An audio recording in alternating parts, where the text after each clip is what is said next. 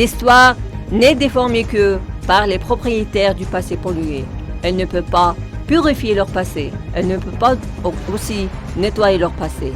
Il n'y a aucun moyen d'attirer l'attention de leur impasse, sauf en falsifiant l'histoire de l'honorable ou alors menée par ses démons. Le système d'Al-Hamadan a trouvé dans ses médias trompeurs un moyen de mener à bien cette tâche malveillante. Ils ont donc choisi un nom pour l'un de leurs programmes qui correspondant uniquement à leur crime. Le plus grand est caché.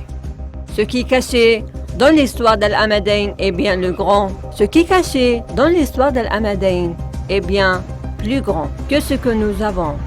Les jours révèlent encore que la falsification des faits et de l'histoire sont le titre le plus approprié pour le programme.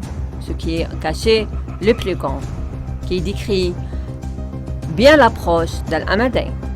Récemment, le programme malveillant a tenté de placer le royaume de Bahreïn et ses grands personnages dans la gamme de ses flèches, en répandant la sédition et en divisant le tissu national de Bahreïn. Mais comment frapper les flèches d'un peuple intelligent et habile pour les complots d'Al-Hamadan? Ce programme s'ajoute à plus de 980 reportages divisés par la chaîne contre le royaume. De 2011 à 2017, pour soutenir le terrorisme et fausser les acquis. Le programme s'appuie sur 3 témoignages qu'il est pour faire croire une de les autorités bahreïennes avait coopéré avec un dirigeant d'Al-Qaïda en 2003 pour assassiner des militants de l'opposition sans révéler le nom d'une personne assassinée.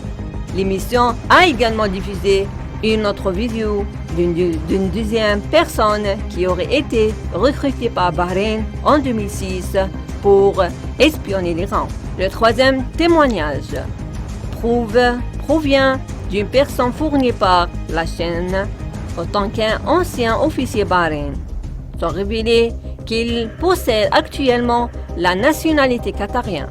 Son nom figurait parmi 12 Bahreïens de nationalité qatarienne qui figurent dans un document publié en 2017 qui condamne le non-respect de l'accord par Riyad.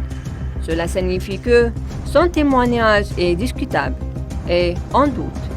Révèle que le programme a été élaboré à la hâte dans le but de dissimuler le scandale impliquant d'Al-Hamadan et de soutenir la fraternité cellulaire koweïtienne.